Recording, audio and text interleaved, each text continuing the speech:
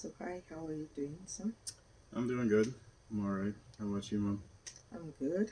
I just want to welcome you to the first edition of BJ for Life, and I hope you don't feel like I'm stressing you. No, no stress at all. No No stress. stress. Actually, the thing is that 2 years ago I had this dream. Not dream like you sleep and dream, mm, but I just had this wish to be able to capture people where they are at, to kind of like flow with them and mm, know what they are up to. So that's the reason for having a channel. mm. And if you've not watched BJ for Live, or if you've not gone on my YouTube channel, please kindly drop by and enjoy yourself. So today I have with you a gorgeous son, Izzy, and I'm going to be interviewing him. I hope um, he enjoys it. I truly hope you enjoy it. So the first question, because I have a list of questions I'll be asking you. Um, who are you, and how do you want to be introduced? My name is Israel Buluwatife Falodun. I am the last son, the youngest of this wonderful woman right there. Child of God. That's pretty much it. Okay. Do you want to put the microphone? You think it's capturing it? It's good. I The think we should be microphone. for this one. Yes, it's good. Yeah, it should be fine. Okay. Yeah, it's Okay. fine. So, what was your experience growing up? Um, it was kind of weird. Like, obviously, we were living in Nigeria for close to 14, 13 years, and then we moved to Canada. I would say living in Nigeria, um, it was very strict, very, I wouldn't say tough, but I feel like it was necessary for like my upbringing because it taught me a lot of important values that I hold dearly today. That helped me throughout my time living in Canada. Just like things on like respect and how I treat other people, or just my even my work ethic to really improve my mindset when I moved over to Canada. And then I'd say growing up in Canada, it was kind of laid back, but it was also um, nurturing, I'd say, because the teaching styles in Canada and Nigeria are both completely different. In Canada, I feel like they're more focused on your development, your mental well-being, and all that stuff. Whereas in Nigeria, they just want you to like pass and get good grades and all that stuff. So that's how I would describe both of them. Wow, Mm.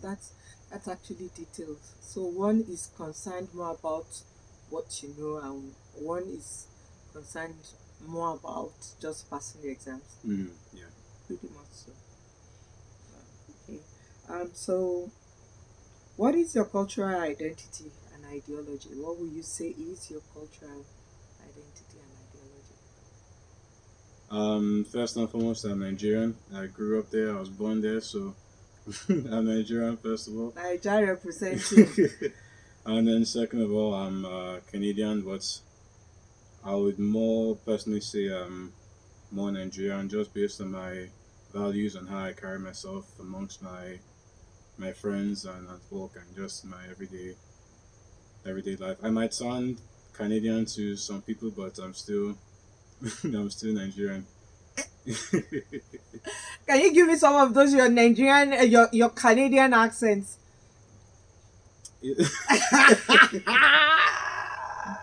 It's I don't know. It just comes out when I'm talking to like other Your friends. yeah So my friends or even like people I work with. I work like it just comes out naturally, and then when I'm speaking to other Nigerian people, I just yeah.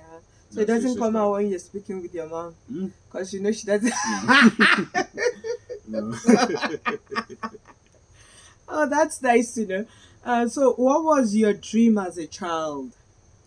My dream was to just travel the world and see as many different countries as I could. Just experience all the different cultures and foods, and just try as many new things as I can.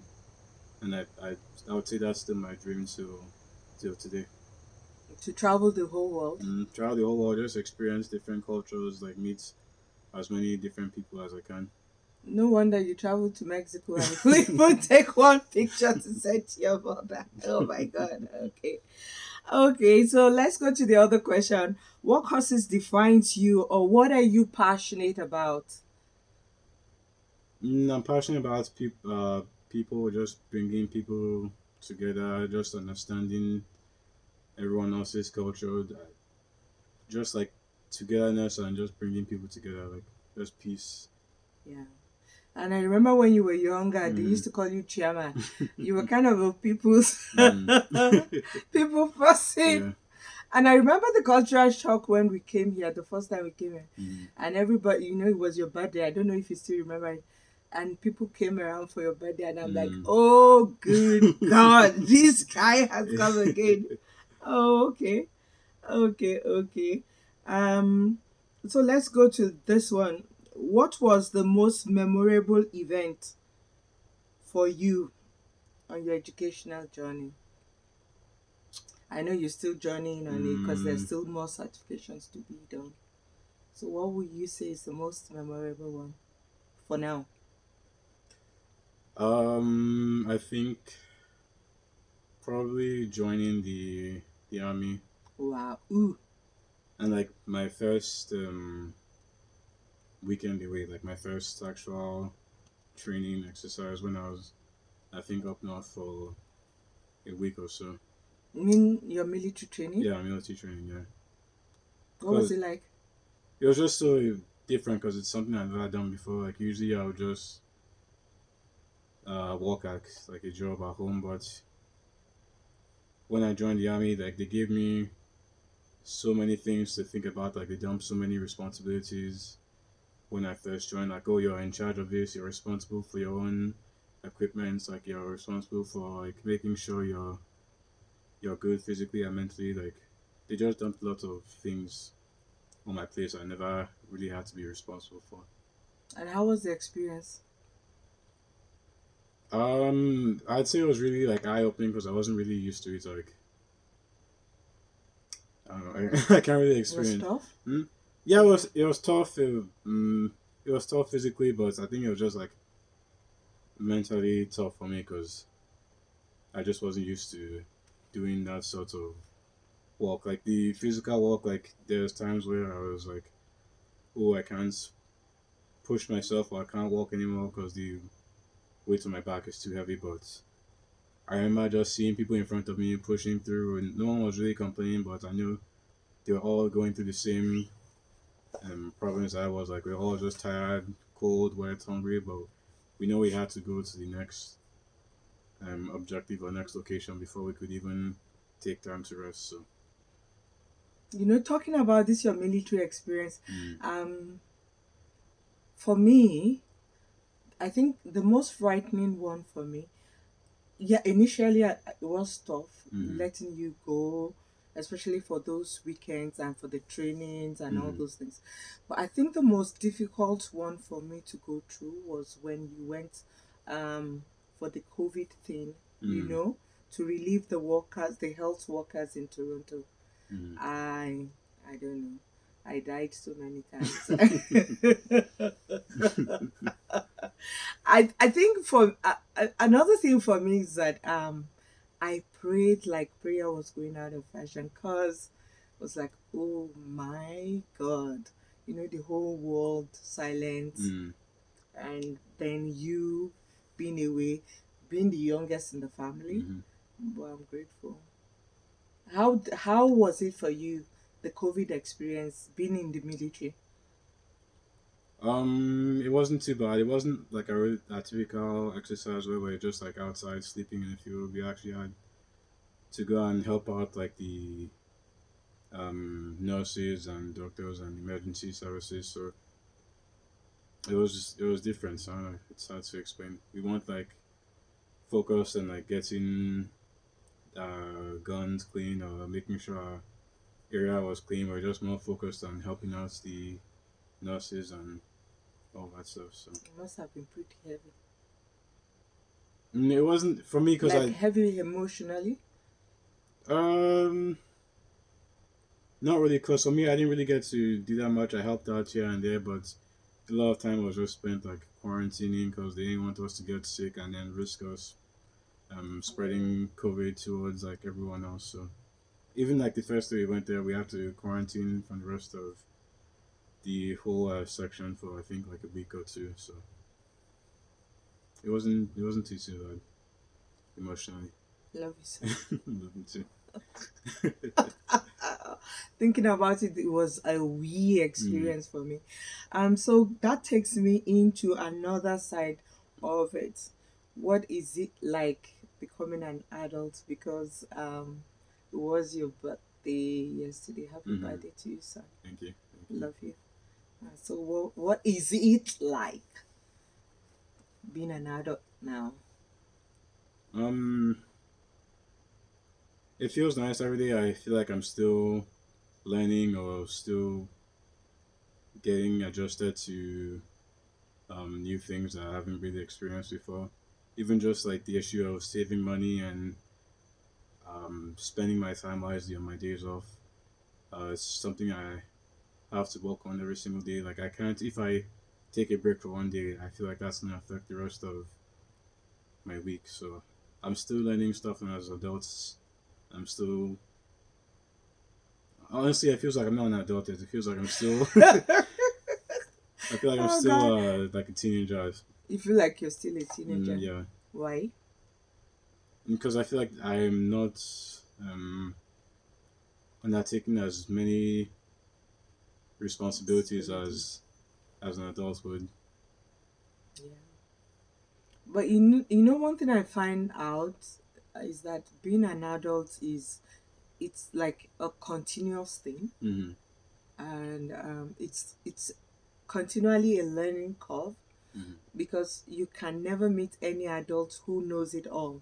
Everybody's kind of learning one thing or the other. Yeah. So I think yeah. Um, have you really found yourself, or you're still finding yourself? I think I'm still finding myself. There's still a lot I have to uncover about myself, like what I just like my interests, like what I like doing, like how I like operating around other people and just stuff like that. Like every day I discover something that I don't like. Every day I discover something that I don't like. So I'm still in the process of still trying to truly find myself or determine who I am as a person. So, and that must be a journey for you, Mm, isn't mm-hmm, it? Okay. Um, Professionally, let's mm-hmm, go there. What do you want to be? Because I know you are uncovering so many things about you. mm-hmm.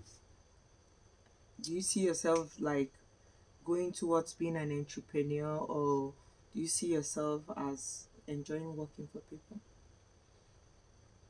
For me, at the end of the day, I don't mind working for people as long as someone just assigns me the work to do and I get it done and they don't disturb me while I'm doing the work I'm assigned to do.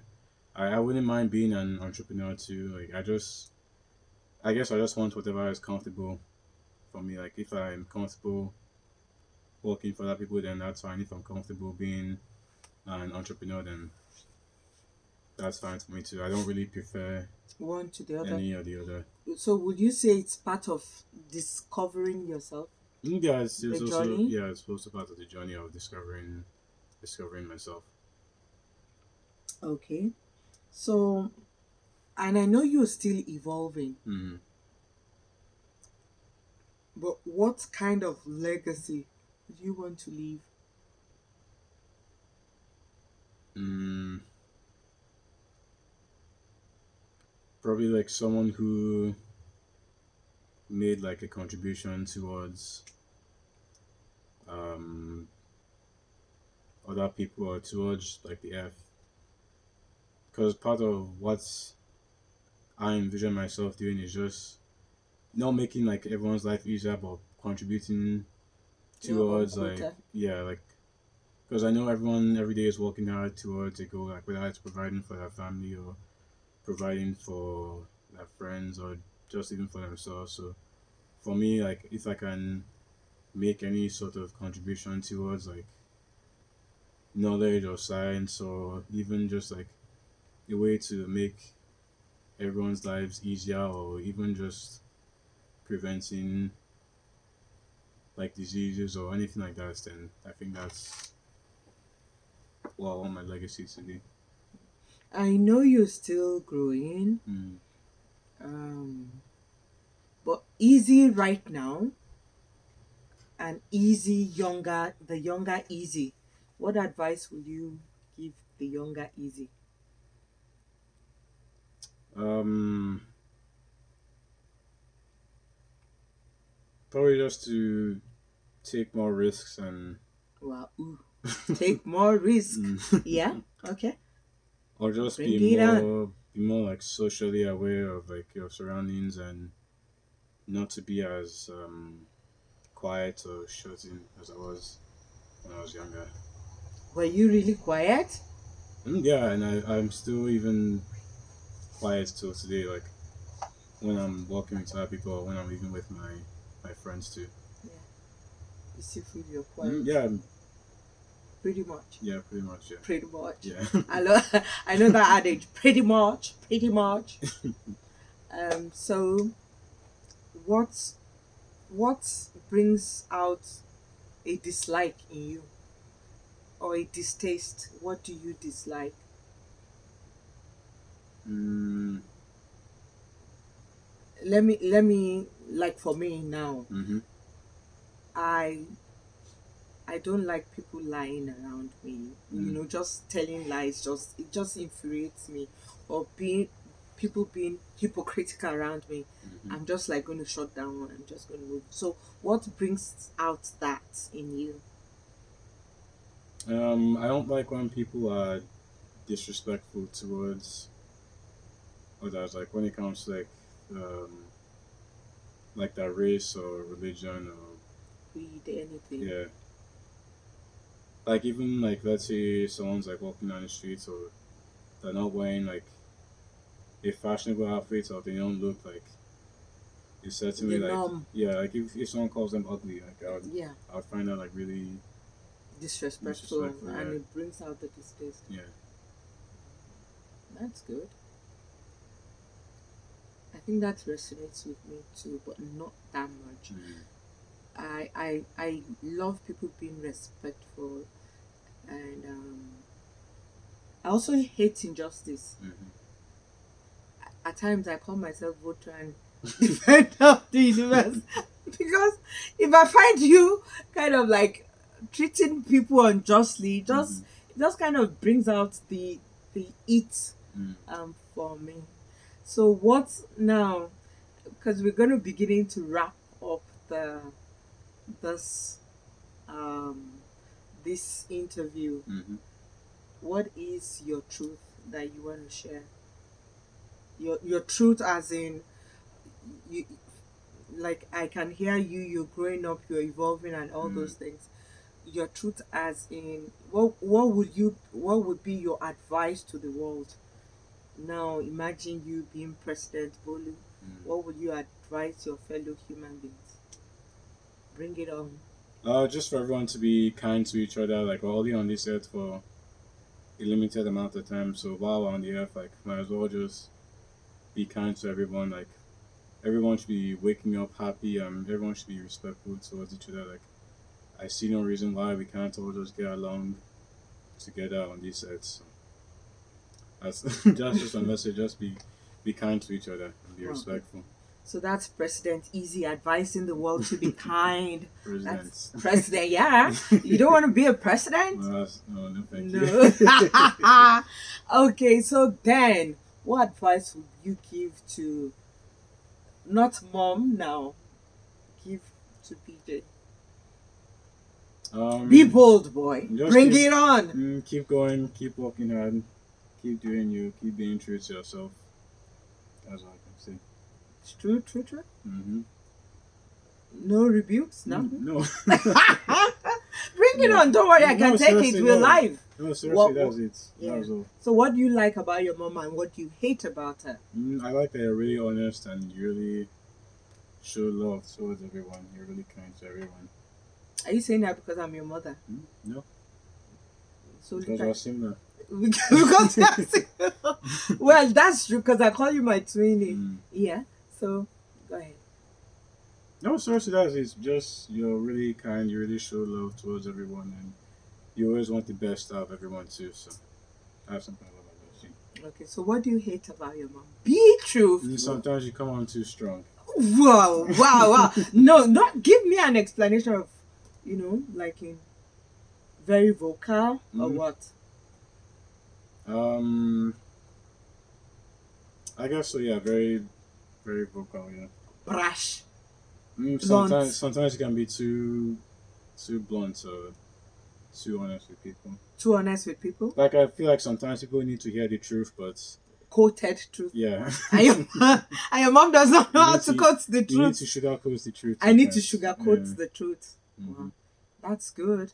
Learning. You Mm-hmm. see, you can't become an adult in a day. That's true. So, why do you think I need to sugarcoat the truth? Because the people are really Be honest. Don't sensitive, worry. I should say, and Okay.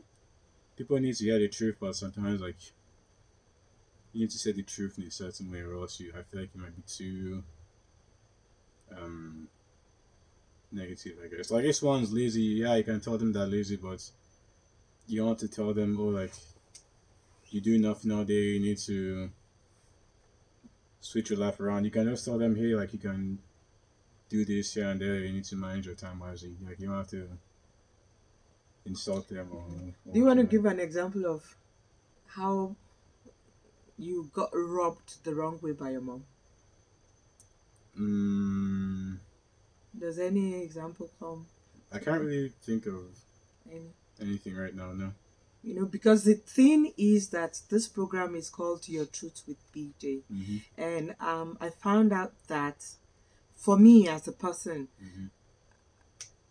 because I hit myself with the truth like 24/7, when I goof, I will call myself to other BJ, you've just goofed. Mm-hmm. You understand that kind of a thing. So hearing it from you now, I know that, well, not just you, I know that not everybody can take that level of truth, Mm-hmm. like in coming out bluntly Mm-hmm. with like that, and I'm working on it. So it's nice. Peradventure, you're watching us. This is the first 2024 edition of Your Truth with BJ. And who best to share the truth with me? This is my son, A twin. Izzy, and my twin, because you can see we look alike. He's my twinnie. He's my IT guru, IT geek, mom's advisor, mom gist partner, Mm-hmm. and all those things. And there's just one word I want to leave with you. Please be honest with yourself. Always tell yourself the truth, because your truth is your truth, and it's nobody's truth. People might feel it's just, a wishy-washy thing, but that's just your truth. So till we come to you again, please stay with your truth and check us up on Your Truth with BJ, the YouTube channel, the Instagram page, the tweet. Is it now X? Yeah, X now. It's now X. Yeah. And then the next thing will be on Facebook.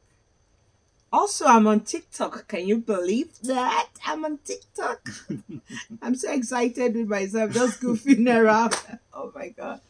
Okay, so till we come your way, this is BJ for Life saying stay true to yourself. Bye. Peace out. Peace.